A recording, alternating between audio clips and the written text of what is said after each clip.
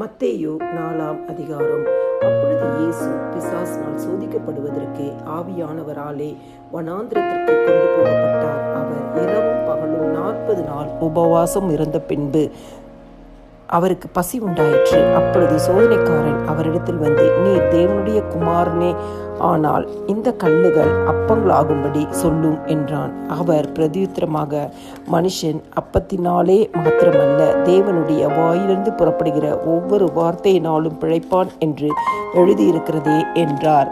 அப்பொழுது பிசாசு அவரை பரிசுத்த நகரத்திற்கு கொண்டு போய் தேவாலயத்து உப்பரிகையின் மேல் அவரை நிறுத்தி, நீர் தேவனுடைய குமாரனே ஆனால் தாழ குதியும், ஏனெனில் தம்முடைய தூதர்களுக்கு உம்மை குறித்து கட்டளை இடுவார். உமது பாதம் கல்லில் இடராதபடிக்கு அவர்கள் உம்மை கைகளில் ஏந்தி கொண்டு போவார்கள் என்பதாய் எழுதியிருக்கிறது என்று சொன்னான். அதற்கு இயேசு, உன் தேவனாகிய கர்த்தரை பரீட்சை பாராதிருப்பாயாக என்றும் எழுதியிருக்கிறதே என்றார். மறுபடியும் பிசாசு அவரை மிகவும் உயர்ந்த மலையின் மேல் கொண்டு போய் உலகத்தின் சகல ராஜ்யங்களையும் அவைகளின் மகிமையையும் அவருக்கு காண்பித்து, நீர் சாஷ்டாங்கமாய் விழுந்து என்னை பணிந்து கொண்டால் இவைகள் எல்லாம் உமக்கு தருவேன் என்று சொன்னான். அப்பொழுது இயேசு, அப்பாலே போ சாத்தானே, உன் தேவனாகிய கர்த்தரை பணிந்து கொண்டு அவர் ஒருவருக்கே ஆராதனை செய்வாயாக என்று எழுதியிருக்கிறதே என்றார். அப்பொழுது பிசாசானவன் அவரை விட்டு விலகி போனான். உடனே தேவ தூதர்கள் வந்து அவருக்கு பணிவிடை செய்தார்கள். யோவான் காவலில் வைக்கப்பட்டான் என்று இயேசு கேள்விப்பட்டு கலிலேயாவுக்கு போய் நாசரேத்தை விட்டு செபுலோன், நப்தலி என்னும் நாடுகளின் எல்லைகளில் இருக்கும் கடற்கரைக்கு அருகான கப்பர்நகூமிலே வந்து வாசம் பண்ணினார்.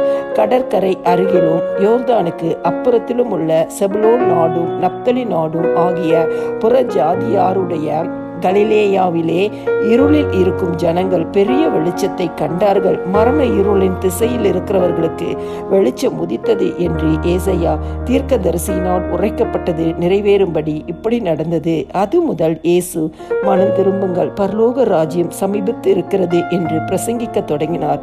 இயேசு கலிலேயா கடல் ஓரமாய் நடந்து போகையில் மீன் பிடிக்கிறவர்களாகிய இருந்த 2 சகோதரராகிய பேதுரு எனப்பட்ட சீமோனும் அவன் சகோதரன் அந்திரேயாவும் கடலில் வலை போட்டு கொண்டிருக்கிற போது அவர்களை கண்டு, என் பின்னே வாருங்கள், உங்களை மனுஷரை பிடிக்கிறவர்கள் ஆக்குவேன் என்றார்.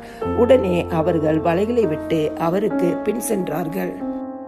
அவர் அவ்விடம் விட்டு போகையில் வேறு 2 சகோதரராகிய செபதேயுவின் மகன் யாக்கோபும் அவன் சகோதரன் யோவானும் தங்கள் தகப்பன் செபதேயுவுடனே படவிலிருந்து தங்கள் வலைகளை பழுது பார்த்து கொண்டிருக்கிற போது அவர்களை கண்டு அவர்களையும் அழைத்தார்.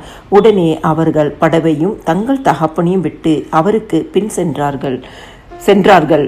பின்பு இயேசு கலிலேயா எங்கும் சுற்றி நடந்து அவர்களுடைய ஜெப ஆலயங்களில் உபதேசித்து ராஜ்யத்தின் சுவிசேஷத்தை பிரசங்கித்து ஜனங்களுக்கு உண்டாயிருந்த சகல வியாதிகளையும் சகல நோய்களையும் நீக்கி சுஸ்தமாக்கினார்.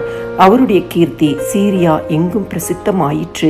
அப்பொழுது பலவித வியாதிகளையும் வேதனைகளையும் அடைந்திருந்த சகல பிணியாளிகளையும் பிசாசு பிடித்தவர்களையும் சந்திர ரோகிகளையும் திமிர்வாதக்காரரையும் அவரிடத்தில் கொண்டு வந்தார்கள். அவர்களை சுஸ்தமாக்கினார். கலிலேயாவிலும் தெக்கப்போலியிலும் எருசலேமிலும் யூதேயாவிலும் யோர்தானுக்கு அப்புறத்திலும் இருந்து திரளான ஜனங்கள் வந்து அவருக்கு பின் சென்றார்கள்.